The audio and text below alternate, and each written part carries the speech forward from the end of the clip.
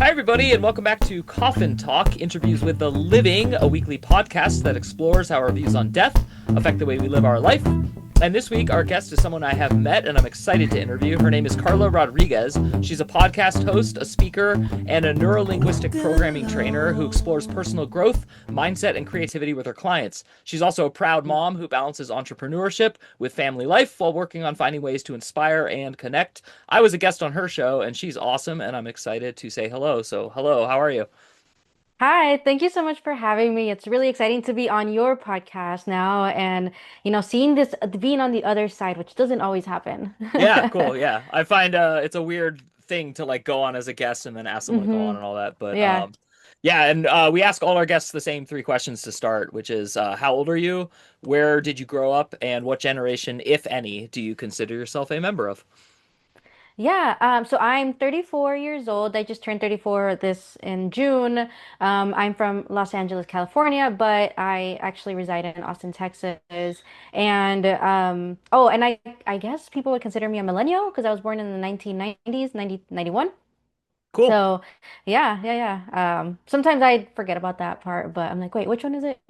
Yeah, no. Well, and I think also we're in like the crosshairs. Even I'm 10 years older than you. I Yeah. was born in 81 and I grew up in the Bay Okay. Area, so we're both Yeah. California transplants. How do Mhm. people treat you in Austin when you tell them you're from LA? Because I live in Phoenix and I'm from San Francisco, and it's a similar, yeah. Yeah. I mean, it's so interesting because they're like, oh, really? You're from LA? But then I'm like, I'm an Austinite technically because I've been in Austin for 20 years. Oh, yeah, And yeah. Never mind. yeah, and I've Yeah. been in Austin, before all the new Yeah. things that have come before Tesla was here, before, all the things before like the bigger, the big, like I was there before, like Frost Tower was the highest building there, and now it's all these other buildings that they've developed in Austin. So it's been interesting to see it grow, and we actually have sidewalks now versus when I moved, there was no sidewalks going into my neighborhood. So That's cool. a lot of Wow. change. Yeah. I've only been twice and it was like 5 years apart and it was many years ago, but I liked it. I thought it Yeah. was cool. I Yeah, loved yeah, I it's a loved really the cool campus. city. Yeah. Hmm So all right, awesome. Well, we're off and we're gonna now start talking about much more serious stuff, but Yes. hopefully with levity. And I'm trying to find the document. Well, let's just start with neurolinguistic programming. Yeah. I am I'd say I'm 10 to 15% familiar with it. I could define it. Mhm. I've indexed a book on it, but why don't you give us like Cool. the quick 1 to 2 minute rundown that you would explain to someone on an airplane? Yeah, I mean, NLP, neuro-linguistic programming, is essentially what I like to say is that it's an art and science to human communication and behavior. It's, understanding how the unconscious affects your exterior world, how you communicate with yourself inside affects the outside, taking self-responsibility, and also the ability to change beliefs that no longer serve you. And so for me, it's been life-changing. It's been a tool that really helped me to be on a podcast like this, right? To be able to speak on stage, to let go of those stories that we tend to tell ourselves about, oh, you can't, or this, or that, whatever self-belief, self-worth. And so it's a tool. I like it as a tool for communication, first and foremost with yourself, to be able to communicate with others and external environment. Awesome. That was great. And that really Yeah. helped me. And I think like the line of questions I want to ask, because I've been Yeah. fascinated by NLP, just to be clear. Yeah. I'm coming from Yeah. it from the side of like love and I want to know more. Yes. What is like it was a long time before I heard the word programming with like adults and people, Mm. and now it's something I Yes. can't get out of my head. I mean, I'm for sure Yeah. I was programmed, I was socialized is the Yeah. word I used to use, but it's the same thing to hmm me. And then I've recently realized like how much I program myself and then try to pretend it was someone else, like that it's Yeah. really my pathology that's doing it. So I guess hmm my question to you would be to what extent, especially as a mother, can we Yeah. not program our children? And then to what extent is it Mm. just like an impossible thing that has to happen? I mean, I was reading a book. I'll think of the name here in a little bit, but it was talking about how we're born with the hardware. And as we are growing up, we are get getting downloaded and uploading all of this software, right? Our stories, the external environment. And so something that we learn, and just not just in NLP, but in psychology, is that from 0 to 7, from the time that we were born, that's the imprinting period, right? It's what we are seeing, what we are hearing, what we are feeling, right? We are imprinting on all of that. It's more, I call my little one who's almost 2 a wildling, right? He's like savage. Yeah. It's a lot of instinct, right? Trying to figure out this world. From 7 to 14, they start to figure out, okay, we're in the modeling. I want to be like mom. I want to be like that. These are things that I like. These are my superheroes, Spider-Man, Superman, Sonic, all of these. I'm super fast, right? And then from 14 to, I believe it's 21, 22. I can't remember the number right now. It's more the socialization period where parenting isn't as well, us as parents, what we teach them isn't as important or in priority for our kids learning versus from that 0 to, I would say, 14 time, right? Hmm. And so a lot of it's going to be programmed in a sense from the age of 0. And it's the way that we conduct ourselves or how we behave that they are taking on that and creating their values, their belief systems, and all the other programming that happens. And they quickly learn how, oh, with my mom, if I drop to the ground, that works. She'll pick me up, right? And they're quick, right? The more we go into that pattern, it starts to be programmed that, hey, my mom's gonna come to me when I cry, right? So my little one has programmed. You could say like little ones program us a little bit. Yeah. If he falls or anything, my mom, oh my God, she is right there. And so then I'm having to figure out that balance too, to not unprogram him from that, but also teach him how, I want him to behave without making him feel like he's wrong either. And of course, there's a lot of things that can be in between that, but I don't think we can not program our kids. Yeah. It's just more of like how can we program ourselves and to be able to help them in the path that we would like for them to do at an early age. That's Again, once awesome. they're 14, It's just, it's yeah. not really us. Well, and it's not hard to like it's very easy to remember being 14, 15 and just being like, Hmm. yeah, okay, mom and dad, like what the kids at school say is all I care Yeah. about. Like I don't Yes, want pretty a bad much. nickname. I just want to Mhm. like be left alone and or get like Exactly. positive attention but not Hmm. negative. Yeah, no, Yeah. that was a great introduction to it, and Thank I you. think yeah, I want to ask you two questions. So I'm Sure. gonna like decide how to ask both, but I one of them is definitely gonna be about beliefs because that's a huge Mhm. thing that I'm big on. And I think the one I'd rather start with is what is like a way to see your own programming? Like forget about like Mm, unprogramming or programming. Like is there a like yeah. exercise we can do as people? Yeah, one of my favorite things to do for myself, I even have gotten my husband to do it as like like as a couple, Mhm. is to figure out our values. Like what is important to me about, let's say, my life, right? Or what is important to me, about Karla, right? And so you list out all your values of what is important to you about Mike. Right? Mike as a whole, not specifically as a dad or as this podcaster, right? Because we could do values based on each of those parts of our lives. And so, based on that, let's say, for example, what's important about Karla? Or I'm going to ask you, Yeah, like, that's just fine. give me 5 things of what's important about Mike right now. Being kind, Mhm. being firm in enacting the values I believe in, like Hmm. not cowering like away from Okay. that. Um, it's a weird word, but like being virtuous, like trying my best to Oh, actually like yeah. And yeah. then I think those are like the three that come Yeah. to mind. The And then I top think three. yeah, so I Yeah. I could go Okay. to I think the other two would just be I used to be overweight when I was a teenager, so like Uh-huh. not being overweight. So it's not about being in shape, it's about Mm. not being out of shape. It's a like anti Oh, we word. can get into that too. Yeah. And then I That's think like was one of my favorites. yeah. And I think my Uh, fifth one would be like fitting in like a vague sense, like hmm. not Yeah.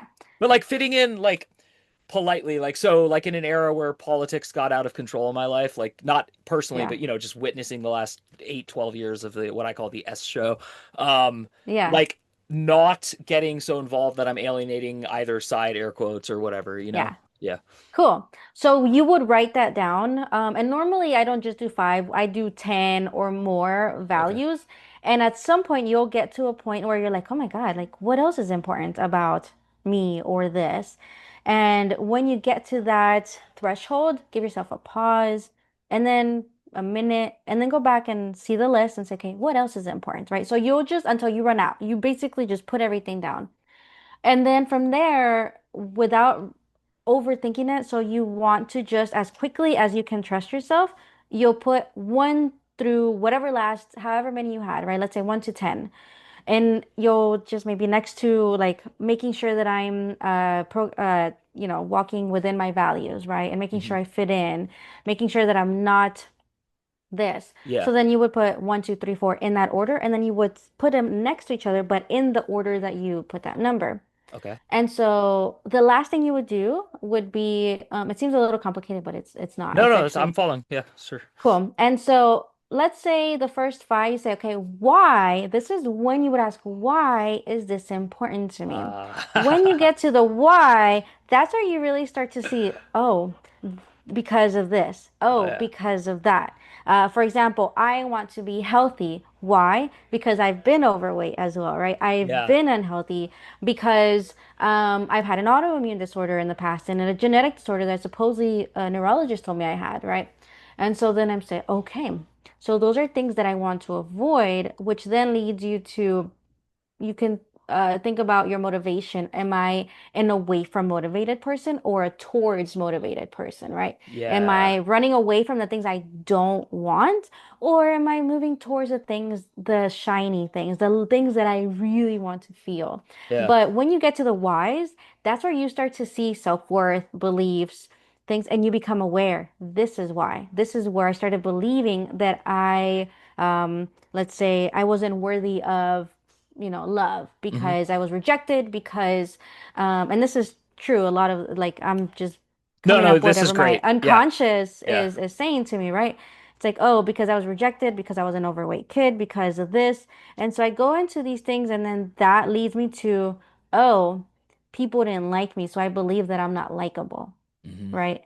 Yeah. But that was a story that I thought based on external experiences that were Totally. happening. Yeah. So, Wow. Yeah, that's so powerful. And that's like, it's cool because I definitely am a goal-oriented person. Like I'm definitely always uh-huh. moving towards that. And it's funny too, because I even made the switch 5 years ago from Yeah. I don't want to be overweight to I want to be Yeah. healthy. And it was life-changing. Yes. It Yes. made healthy decisions easy and it didn't make me feel Hmm. I read somewhere it was about don't take something away, add something. Hmm. So like quitting Yeah. smoking, you're not supposed to look at like I never get to smoke again. You're supposed to look at like I will Yeah. run and be able to breathe and like yeah, so Exactly. that's And cool. right now we're actually I'm in Edinburgh visiting family Scotland? here in Texas. Oh, No, Texas. Edinburgh, Okay. Texas. Sorry. I was like, I wow. forgot. I was like, this connection's You are fantastic. far. Yeah. Imagine that. And one thing we said, I've been talking with my brother-in-law a lot, and our kids, they are getting into boxing, and his kids already have a six pack. And so Wow. we're like, you know what? We're gonna be healthy too, because for one, we don't want to be those parents that can't keep up with their kids, but also we're not gonna let our kids beat us, right? So we're gonna Yeah. compete with our kids. So we're That's cool. motivated in that way where it's fun, but at the same time, we get to be healthy to live longer Yeah. for our kids, with our kids, have fun. I just went on a run with the little 6-year-old, and the kid keeps like he's probably faster than me at this point. Wow. Like, and my brother-in-law says he has that pace pretty much the entire time. And I'm like, yeah, right. And so I believe that I used to be unhealthy, but now I believe that I can do and take action to be healthy and feel my best. So yeah, I mean that's it all checks out. And I forgot to mention Yeah. just because I think you'll remember this, but we have like Yeah. a kid. I have two kids living with me, and Yeah. and the younger one's gonna turn 2.5 years. So we're like Yeah. kind of studying the same age group, and Oh, then yeah. the older one turns 4 in like a week. Okay. So it's Yeah. just useful as we go through this conversation because I think Hmm. watching kids develop is Hmm. if someone, there's not going to be anyone in my audience who's like Yeah. NLP is BS, but just in case they were, I would definitely guess they've Yeah. never watched children like raise children because Yeah. it's Oh, for just sure. so automatic to see like how like Yeah. everything you said about 0 to 7 is like a Hmm. hundred percent true. I mean, I've seen Yes. it's unbelievable. So the other question I wanted to ask was about It's belief. fun. Yeah, it's so fun. It's tiring but fun. That's what I tell everyone. I'm like, when people Look at say, these yeah, yeah, brains. yeah, I know. Right when this is over, I'm just gonna like fall asleep on the couch. No, I'm kidding. But so the belief thing, that's the other thing that Hmm. like kind of haunts me because Yes. when I was a kid, I was made fun of by like a lot of people enough that it was like you're fickle, meaning like you change your mind too quickly. Mm. So Yeah. then I started like trying not to be fickle, but then I was like, well, now I'm just like an old fuddy-duddy, like stuck in a rut. And this is in my 20s. I wasn't like old, Yeah. but so what is the value of having a belief and what is the value of like having no beliefs and like how are you supposed to find the balance between the two? Because one of the, going back to geopolitics, not just America, Hmm. but the world, Yeah. is like you see these like wars always start because of like two belief systems that don't seem Hmm. to like exist together. So how Yeah. you don't have to talk about geopolitics. I'm not trying to get you to go anywhere with this, Yeah. but just Yeah. more about like what is a good level of like a belief and how much you should hold to it. Hey everyone, if you're a fan of the show, please head over to mikeyop.com and click the subscribe button. It's the best way to support us and it's free. That's MIKEYOPP.com. Thanks. I mean, I don't even think it's as much about the belief, it's about the awareness Okay, great. about the Wow. belief Yeah. because I think we all believe something. Whether I believe that like I'm Hispanic, right? So there's some beliefs that I'm like, yeah, I like that. And there's some that I'm like, no, I don't believe that same thing because I'm American, right? So I have certain American beliefs, Yeah. right? That I'm like, this is what I believe in. And it may not always resonate with my community, right? Because I don't always have the same beliefs. And right now, in the way the world is, I used to be afraid to share my beliefs because I'm Hispanic, because it doesn't always align with the rest of my community. But it's better to be aware of the beliefs and knowing, okay, what am I gaining with this? What am I gaining by maybe sharing it or hiding it? What am I losing? And so I think it's not so much about the weight of the belief, it's more about the weight of the awareness around it. Because when people are unaware, then it's easier to go into victim mindset and it's the world's fault. Wow. And then wars happen. Yeah. It's almost like you're a professional in this. It's crazy how well you know. Kind of, So right? yeah. I wonder. I wonder. Yeah. So, I mean, wow, that was a perfect segue, I think, into the one question that, besides the first three that we ask every guest, Yay. which is, what do you think happens when you die? So that's a belief, clearly. So, what do you think Yeah. happens when you die? Yeah, I mean, so I grew up in a Catholic religion. And so, the belief was that I'm going to go to heaven. Over time, as I grew up, 14 and on, I was like, what? What is this? What is Jesus? Who is Jesus? Who am I praying to, right? Like, is this even a thing? Why is my life in chaos? Why are my parents fighting? So there was all these questions as a teenager. And so I stopped believing in religion or in a God. As I grew up, I've gotten more spiritual, but I always respect everyone's beliefs and religions. If someone tells me I pray for you, I'm like, yes, I receive that, right? I will receive that positive energy and all of that, right? And so over time, I feel like I've gotten into a belief that we have a soul contract and it may be woo for some people, but this is my belief, yo. Yep. And so and so I believe that I've lived many lifetimes. And so you could say it's a little bit like reincarnation a little bit, but in the sense that I'm now finally embodying this soul that I've lived for so long because I've done some work where I went back millennia and I was a leader of this like clan or community and I was so afraid to take leadership again. But now that I'm walking in that, I'm like, oh, I feel like this is the lifetime that I was meant to live to really fulfill this lifetime. So some people, their contract is over now, like in this lifetime. Some people, they probably aren't complete with that, right? And so they may have another life. If they believe in that or if they accept this, you could accept or reject this belief. And then some people could go to heaven, Hmm. Wow. depending on where you come from. That's very cool. Have you ever had a mystical experience that compelled you one way or the other to believe in this? Maybe like you Yes. spoke about the revisiting, so that's probably it. But Yeah. yeah, go ahead. I mean, So I've done some regression hypnosis, like regression wow, work, cool. and I've done timeline work. So part of my certifications, I got my neuro-linguistic programming certification, but part of that was also timeline therapy.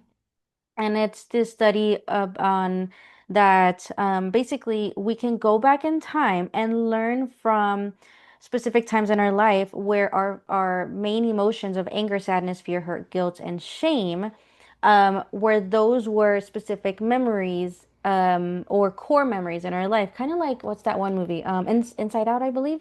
Yeah, yeah. And where she has core memories, right? She has these feelings that are in her mind. And so we have these experiences that happen in our life, and we wonder, why am I always angry? Why am I always sad? So and so is that's who they are. They are angry all the time, right? No, you are not your behavior. Hmm. That's just a result of experiences.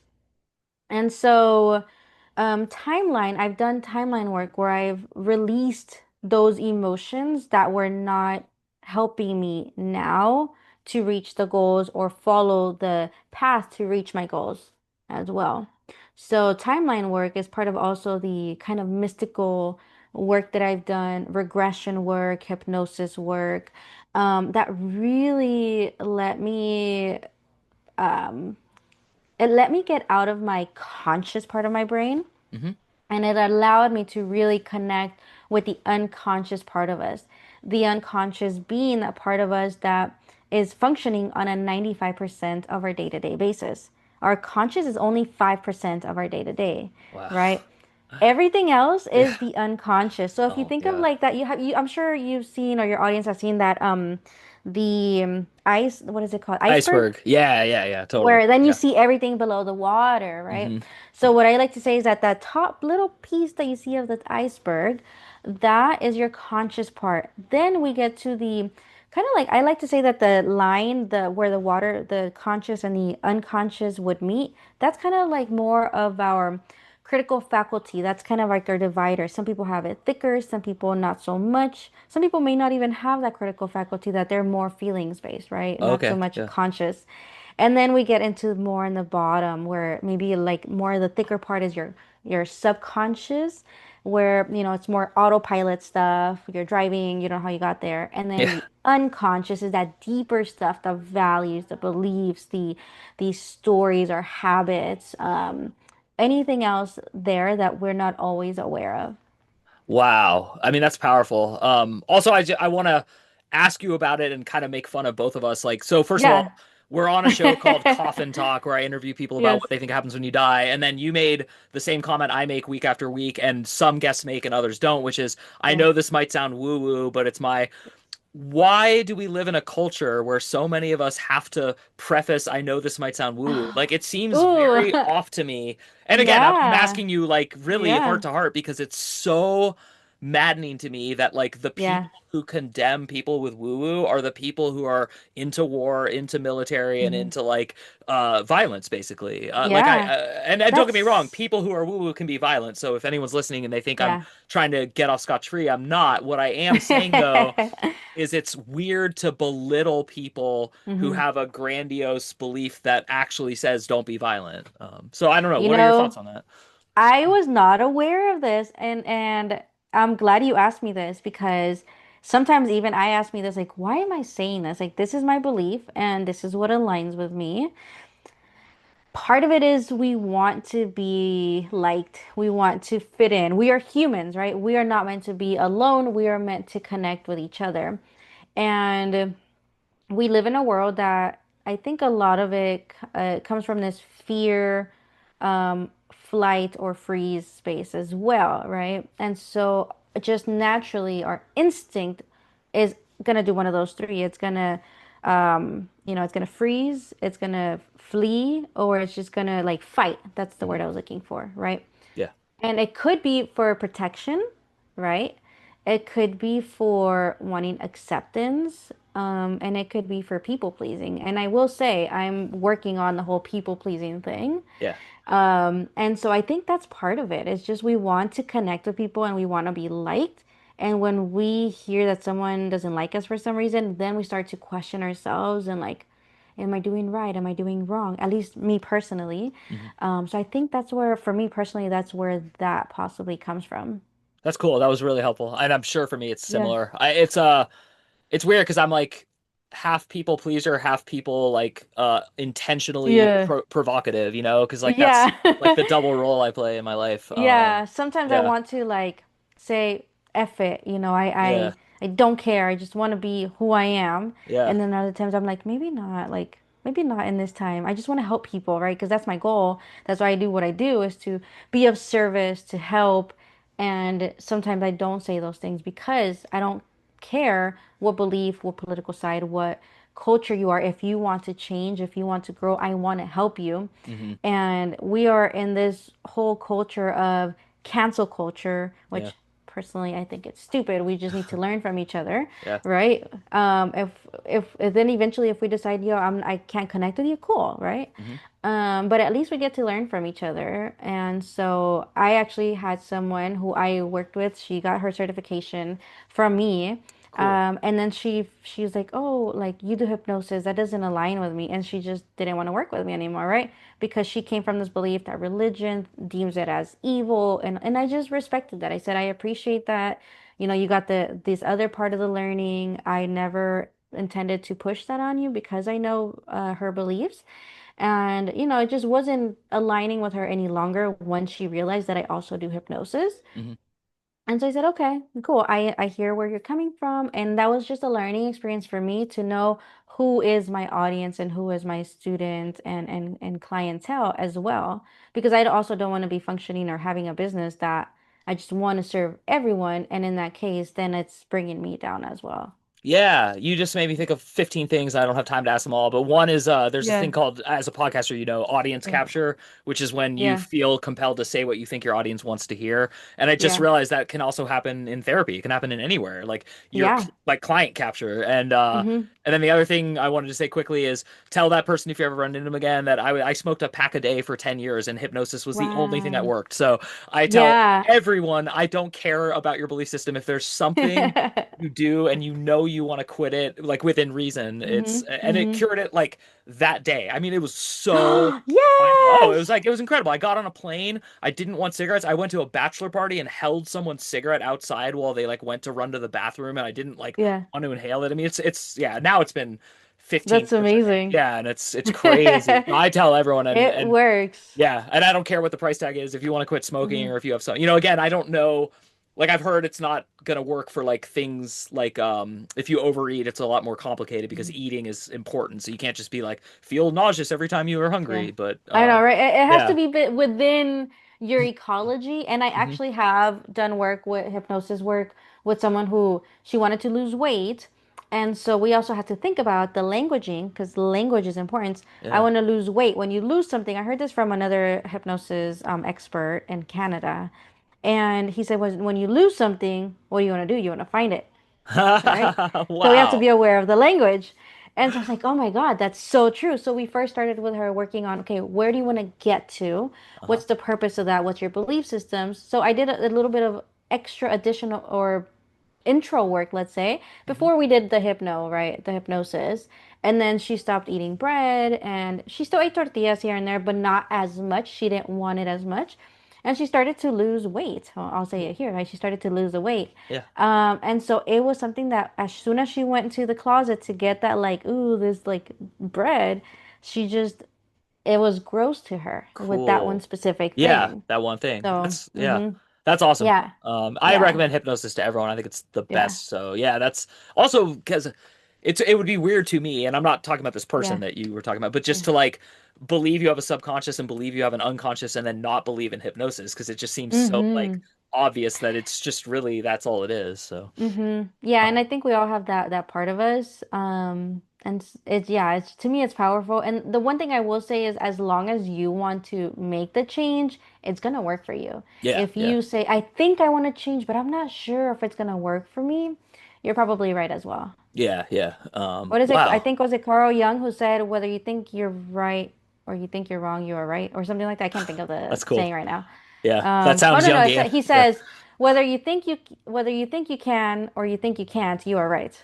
Yeah, Uh-huh. that's wow. Yeah, positive. It's weird. I'm getting better at it, but I'm very bad at the like just say you're gonna be rich and then you become rich. Like it just sounds too trite, and I'm so sarcastic and Yeah. cynical from like not my parents, but just my own youth, like what I watched on TV and stuff. But Yeah. and I think that's part of too what we're emerging into in the 2020s Hmm. here is like Yeah. at least in America is like more of Yes. a an embrace of the woo woo, but also the monetization and like Instagram Yes. influencing woo woo, which is just Right. it's chaotic. Yeah, I've been getting into conversations of like I believe in the woo, I believe in manifesting, but none of that's gonna happen if you don't do something about it. Yeah, yeah. It's Hmm. just hard. It's hard because I don't want my kids to grow up and think like all it takes is wanting to be the next Taylor Swift. I'm like, no, like let's give Taylor some real Yeah. credit. Let's give her like a Hmm. lot of credit. She did like Yeah. yeah. So Yeah. well we're almost out of time, but we're not quite done. Sure. I at the end I always let a guest just kind of tell whatever spiritual message they want to get off. But I did want to ask you real quick about in your bio, because there'll be Uh-huh. a note to find your podcast and there'll be a note Yes. for your NLP work, but it also said you were a speaker. I'm just curious, like what in what capacity, Yeah. and is that terrifying? It Okay. was. Now it's exciting. So I speak on communication and also for podcasters, communication for podcasters to really like stay connected with our audience and talk about the things we want to talk about. But a lot of it, I love to talk about communication in the sense of what is your tone, your pace, us and our energy. Like, what is that communication? And so when I get on stage, I love talking about communication, not in like, how do I communicate, but more like, be aware of your communication to connect with others. Again, because of the human connection. That's such a good answer, and that Mhm. like anytime my wife and I argue, it's totally because of either tone or pace, and both Yes. directions. It's not even like, and that's and it took us 5 years of marriage to figure that out, and now we're pretty good at it Yeah. actually. So that's cool. Yeah. That definitely gels with me. Well, wow, Yeah. you're incredible. I already knew from Thank being on your you. podcast, but I love the work you're doing, and I like your Thank you. enthusiasm, and I think if nothing else, just know that I'm a big fan of NLP and what you're doing, and I'll Yeah.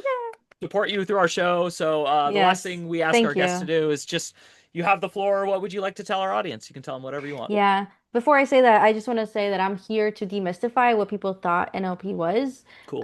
Because if I can tell you that it worked for me, it works. And the last thing that I want to say to your audience is, whether you believe in something or something else, you're not wrong. It's your belief. Walk within your values. And, if something doesn't feel like it's working for you, then maybe ask the question, okay, what about this is not working for me any longer, right? And it's about just turning a chapter, turning that page and figuring out, okay, that worked, that didn't work. How do I move on from here? Flexibility is so important in our life. Like, have your goal, but also have a little space to be able to detour to get to your goal. Wow, that was awesome. I can Thank you. see why you are a speaker. I obviously knew why you're a good podcaster, and the NLP thing was off the hook. So, Carla Rodriguez, Thank everyone, you in so case much. you're a listener and you're in the car, and again, find the notes on your app, and it'll be all the links for her will be there. But thank you again, Carla, for coming on our show, and to everyone at home listening or watching. My name is Mike Oppenheim. You have been listening to or watching Coffin Talk, and we will see you soon.